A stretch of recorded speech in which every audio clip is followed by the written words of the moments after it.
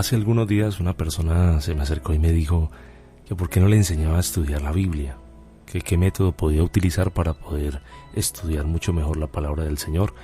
Y a raíz de eso ha nacido en mi corazón hacer este podcast para enseñarte a ti que estás escuchando esta mañana o esta tarde o esta noche 8 formas, 8 razones de cómo podemos nosotros estudiar mucho mejor la palabra del Señor.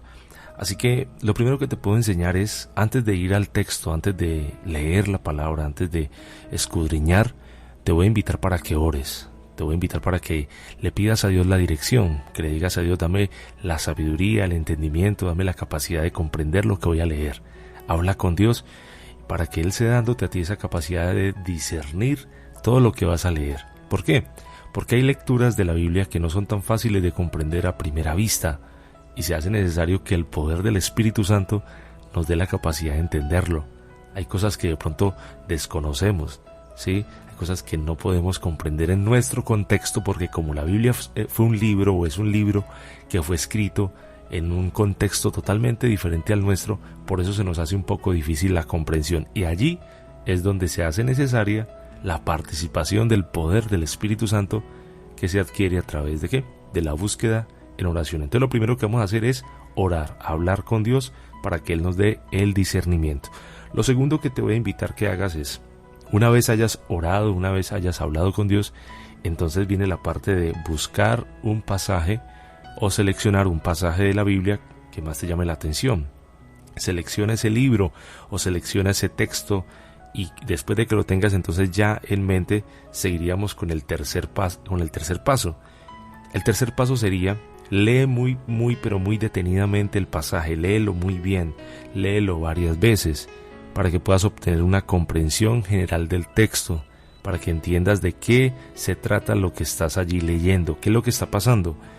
Entonces, en esa lectura vas a analizar los personajes, vas a analizar los tiempos, vas a analizar si tal vez se da en un momento de confusión, de ira, de alegría, de enojo, qué está pasando alrededor. ¿Quiénes son los que están actuando? ¿Cómo está el clima tal vez? ¿Cómo se puede ver? ¿En qué época? ¿Sí? Entonces, lo que va a suceder una vez estés leyendo el texto es que te va a ampliar un poco más la visión de eso que estás allí leyendo, de lo que estás allí participando. Lo cuarto que vamos a hacer es tener una herramienta de estudio a la mano como un diccionario bíblico o un comentario bíblico, porque estas herramientas nos ayudan a entender mucho mejor los términos y los conceptos específicos que encontramos en la lectura. Hay palabras que de pronto en el momento no alcanzamos a comprender o a dimensionar muy bien, pero con un diccionario bíblico esto nos va a ayudar mucho mejor en nuestro entendimiento, en nuestro concepto, en nuestra idea, en nuestra lectura. Hay palabras que en nuestro idioma español, en nuestro castellano, no son muy fáciles de entender. Recuerda que la traducción que se hace de la Biblia, especialmente los que leemos la Biblia Reina Valera del 60, es una traducción muy culta. Hay palabras allí que, a pesar de que está escrita en castellano, a veces se nos dificulta un poco entender lo que trataba de decir el traductor o lo que trataba de explicar con su palabra el traductor, y allí es donde se hace necesaria y muy importante la participación de un diccionario bíblico o de un comentario bíblico. Lo quinto que vamos a hacer entonces es apuntar todas las preguntas y las reflexiones mientras vamos leyendo, porque en la lectura van surgiendo preguntas como por ejemplo, ¿quién es este personaje? ¿Qué está haciendo? ¿De qué se trata lo que está hablando? ¿Para quién está hablando? ¿En qué momento lo está hablando? ¿Cómo lo está diciendo? Y apuntar también las reflexiones que va dejando la lectura. A mí me parece que este texto es muy importante porque nos deja esta enseñanza y esta enseñanza. Entonces, desde allí ya podemos ver que estamos haciendo nuestras propias reflexiones de lo que vamos leyendo. Lo número 6 que podemos hacer es, vamos a buscar conectores temáticos o aplicaciones prácticas para la vida diaria. Mientras vamos leyendo, vamos pensando en esos conectores. ¿En dónde puedo yo aplicar esto? ¿Cómo puedo yo hacer que esto que estoy leyendo encaje en alguna situación de mi vida? En alguna situación que esté atravesando, en el hogar, en la familia. Hay muchas formas de hacerlo. El paso número 7 es compartir los hallazgos con otros estudiantes de la Biblia o con un líder del estudio de la Biblia.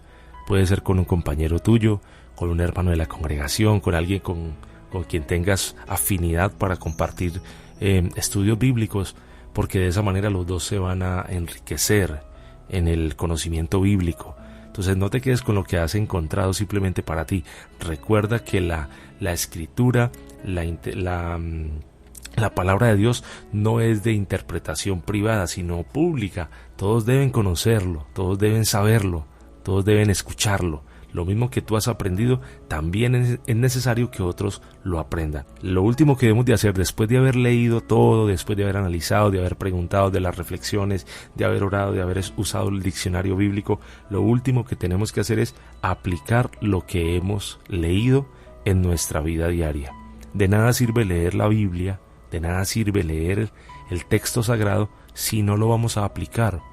Por ejemplo, el apóstol Pablo dijo una frase célebre que creo que todo cristiano se la conoce de memoria: todo lo puedo en Cristo que me fortalece.